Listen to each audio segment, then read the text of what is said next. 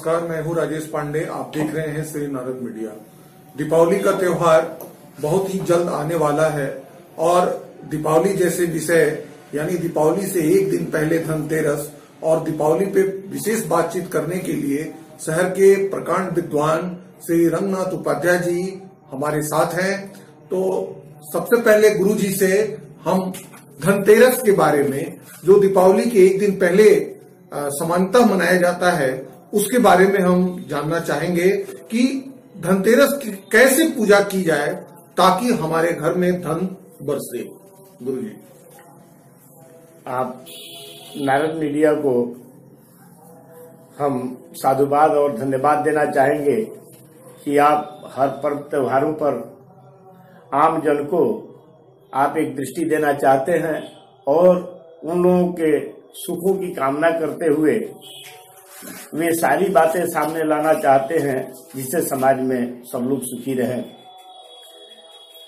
एक विशेष बात यह है कि धन्वंतरी जयंती, यह सभी जानते हैं कि धनत्रयोदशी के दिन धन्वंतरी जयंती होती है। भगवान धन्वंतरी का प्राकट्य उस दिन हुआ था और वह जब प्रकट हुए तो उनके हाथों में एक दिव्य कलश था। वह जनजीवन को सुखी स्वास्थ्य का लाभ देने के लिए, और स्वास्थ्य ही जीवन है, इसकी परिकल्पना उनके मन में थी और समाज को स्वस्थ रखने के लिए उनका प्राकट्य हुआ था। धन्वंतरी द्रव्यादि से बने दिव्य कलश को लेकर उत्पन्न हुए। तो धन्वंतरी जयंती को सारे लोग रजत पात्र, चांदी का सिक्का खरीदने में ज्यादा अभिरुचि रखते हैं। उसके बने गहने, चांदी से निर्मित अन्य वस्तुएं, इसको ज्यादा महत्व देते हैं। इसके अलावा स्वर्ण आदि आभूषण खरीदते हैं। अपने घर में लोग कामना करते हैं कि हमारे घर में आज लक्ष्मी आए, लक्ष्मी का प्रवेश हो और इसकी निरंतरता बनी रहे, जिससे हम सुखी हों, हमारा जीवन सुखी हो। जो कमजोर और गरीब वर्गों के लोग हैं, वह देखने को प्रायः हम लोगों को व्यवहारिक जीवन में मिलता है कि स्टील आदि के बर्तन वगैरह खरीदते हैं। तो हमारी समझ से थोड़ी सी मानसिकता, अब उन लोगों की परिस्थिति को देखकर तो क्या कुछ कहा जा सकता है, भगवान कल्याण करें। लेकिन वैसे द्रव्य खरीदना चाहिए। द्रव्य में वो धातु जो धातु के रूप में प्रयुक्त होता है, तांबा, कांसा, पीतल आदि के कोई भी छोटे से बड़े वस्तु को खरीदना चाहिए। स्टील का बर्तन नहीं खरीदना चाहिए। उस स्टील के बर्तन की वैसी मान्यता नहीं है और उसको खरीद करके उसको खरीदें। एक कोई भी तांबा की चीज खरीद करके उसके बाद जो खरीदना है वो आप खरीदते रहें। ये हमारी परिकल्पना है। खास बात यह है कि धनत्रयोदशी दीपावली के पहले आता है। तो दीपावली के दिन तक, उस दिन लक्ष्मी गणेश की मूर्ति लाएं घर में, स्थिर लग्न में मूर्ति को खरीदें। चर लग्न में आप बही बसना वगैरह को संधारित करें। अभिलेखों को संधारित करने के लिए जो आपके बही खाते होते हैं उसको खरीदें जी। और उस दिन से लक्ष्मी के आकर्षण के लिए घर में आप लक्ष्मी की मूर्ति रख करके, फोटो रख करके, जो मूर्ति खरीदे हैं उसका पूजन तो आप दीपावली को करें, या आपके घर की परंपरा हो अगर धनत्रयोदशी को धनत्रयोदशी को करें। लेकिन 3 दिनों तक पूजा करें, धनत्रयोदशी से दीपावली तक, धन को आकर्षित करने के लिए और लक्ष्मी को रिझाने के लिए, मंगल आपके घर में होता रहे, गणेश को रिझाने के लिए, भगवान कुबेर का कृपा प्राप्त करने के लिए आप धनत्रयोदशी से दीपावली तक लगातार 3 तरह की विधाएं हैं। मंत्र, यंत्र और तंत्र। मंत्र, यंत्र और तंत्र, ये 3 तरह की विधाएं हैं। कोई मंत्रों से रिझाता है, कोई यंत्रों से रिझाता है और कोई तंत्रों से रिझाता है। तो आपके लिए जो सुविधाजनक विधा हो उसको जरूर करें और उनके प्रसन्नार्थ स्तुति, वंदन, बीज मंत्रों का जप, पाठ, लक्ष्मी का पाठ, भगवान गणेश का स्तवन, उनके बीज मंत्रों का जप, कुबेर का स्तवन, उनके बीज मंत्रों का जप, ये धनत्रयोदशी से अमावस्या तक निश्चित करें। और दीपावली को भी अगर आपके घर में धनत्रयोदशी को पूजन हुआ है तो भी आप निश्चित रूप से साधारण तरीके से अपने हाथ से ही भगवान गणेश, भगवान और लक्ष्मी की, कुबेर का पूजन करें, भोगराग लगाएं और नैवेद्य चढ़ाएं। और इसमें भगवान गणेश के प्रसन्नार्थ गंग गणपते नमः इस बीज का मंत्र का जप अवश्य करें। माला पर या किसी तरह के अन्न के दानों को लेकर के 108 गिन करके रख लें और एक एक हटाते जाएं और गंग गणपते नमः कह करके, और उसको 1 माला, 2 माला, 4 माला, आपको जैसे करना हो, जितना करना हो उसको पूरा करें। फिर साधारण स्थिति में कठिन मंत्रों का आप संयोजन नहीं कर सकेंगे, इसलिए ओम लक्ष्मीभ्यो नमः का जप आप करें। इससे लक्ष्मी बहुत प्रसन्न होती हैं और लक्ष्मी का आकर्षण होता है। निश्चित आपके घर में सुख सौख्य आएगा। ओम लक्ष्मीभ्यो नमः, ओम गंग गणपते नमः इसका जप करें, ओम कुबेराय नमः इसका जप करें। निश्चित रूप से आपके घर में सुख और धन धान्य से निश्चित पूरित होगा और आप आप्यायित होंगे। और जो विधाएं जानते हैं वो और कुछ बहुत सब विधाएं हैं उसको कर सकते हैं। गुरुजी, इस बार जो ये धनतेरस का पर्व है ये कब मनाया जाएगा और इसका क्या मुहूर्त है, और इसमें जो मूर्ति वगैरह खरीदना है, जो बही खाता वगैरह खरीदना है, उसको कब खरीदना है? देखिए, आप तो यह जानते हैं कि बही खाता वह चलने वाली चीज है। लेखनी को बंद नहीं होना चाहिए।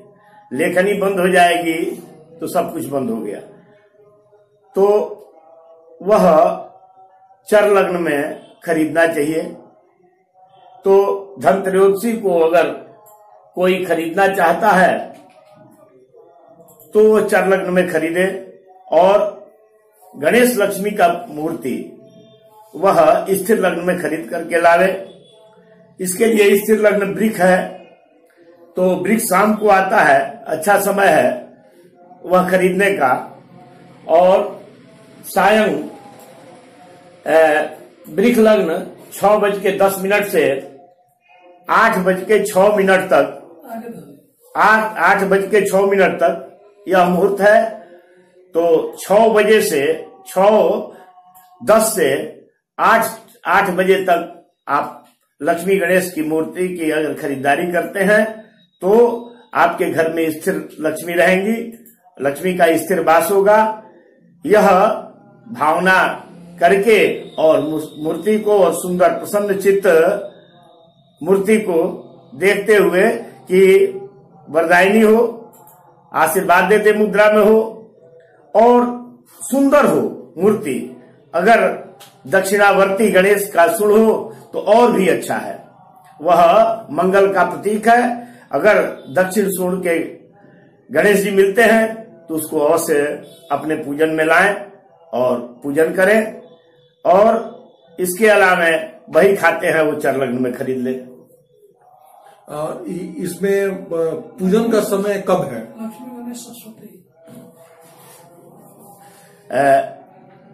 पूजन का समय देखिए 2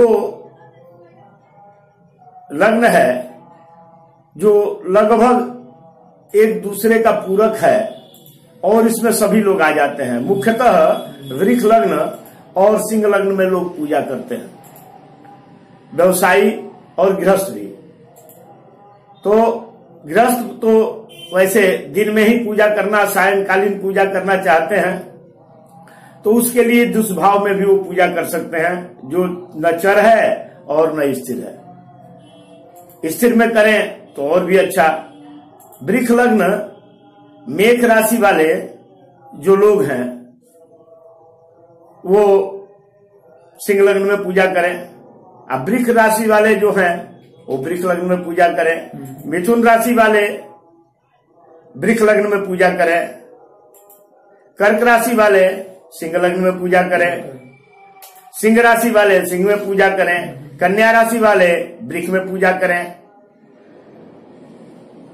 ठीक है, तो तुला राशि वाले वृक्ष में पूजा करें। धनु राशि वृश्चिक राशि वाले सिंह में पूजा करें, और धनु राशि वाले वो सिंह में पूजा करें, क्योंकि उसका प्रतिनिधित्व बृहस्पति करते हैं। तो धनु राशि वाले सिंह में पूजा करें, और मकर राशि वाले वृक्ष में पूजा करें, और कुंभ राशि वाले वो भी वृक्ष में पूजा करें, और मीन राशि वाले वह सिंह लग्न में पूजा करें। तो यह पूजा उनके लिए बहुत ही अनुकूल सिद्ध होगा। व्यवसायिक प्रतिष्ठानों में करें, घर में करें, अगर इस समय को ध्यान में रखते हैं तो उनके लिए कल्याणकारी सिद्ध होगा। गुरुजी, एक बड़ी दुविधा होती है कि जो ये मूर्ति जो है, ये मूर्ति जो है, ये मूर्ति कितनी बड़ी होनी चाहिए और किस चीज की होनी चाहिए जिसको हम खरीदते हैं? कई लोग मिट्टी का खरीदते हैं, कोई प्लास्टर ऑफ पेरिस का खरीदते हैं, कई लोग धातु की खरीदते हैं। तो कौन सी मूर्ति खरीद के एक आम आदमी जो अपने घर में पूजा कर सके? देखिए, मूर्ति तो प्रतीकात्मक है, भाव प्रधान है। वैसे रजत की मूर्ति ज्यादा उत्तम होगी, लक्ष्मी की मूर्ति स्वर्ण की हो तो और अच्छा होगा, लेकिन वैसा सब लोग नहीं कर पाएंगे। और रजत की मूर्ति अगर लाते हैं आप अपने पूजन में रखते हैं तो उसको हर साल बदलना नहीं पड़ता है। तो ये एक लाभ है कि अच्छे मुहूर्त में लक्ष्मी गणेश की मूर्ति लाएं, उसकी प्राण प्रतिष्ठा करें, विधिवत उसका विधिवत पूजन करें, और उसका पूजन करें, यजन करें, तो वह बहुत दिनों तक आप उस मूर्ति का पूजन कर सकेंगे। आपको रोज बरोज बदलना नहीं पड़ेगा, और अपने वित्तानुसार उसकी व्यवस्था करनी है। उसके बाद मृदा है, मिट्टी का जो मूर्ति है वह उत्तम माना गया है। आप देखते होंगे पार्थेश्वर का निर्माण हो तो मिट्टी का करते हैं ना। तो वह इस प्रकृति से जुड़ी हुई चीज है, पंचतत्वों से जुड़ी हुई चीज है, तो उसमें आकर्षण ज्यादा है। वैसे जो उपलब्ध है उसको लाएं और सुंदर मूर्ति लाएं, खस्ता हुआ मूर्ति लाएं। पहले देखने में ही जिस मूर्ति को कठिनाई महसूस हो आपको, तो वह वैसा मूर्ति नहीं खरीदे। गुरुजी, इसमें कुछ साइज पे भी आकार की बात, स्पष्ट आकार होना चाहिए। अब आप किसी मूर्ति को देख रहे हैं तो उस विग्रह में सब कुछ स्पष्ट दिखाई दे रहा हो।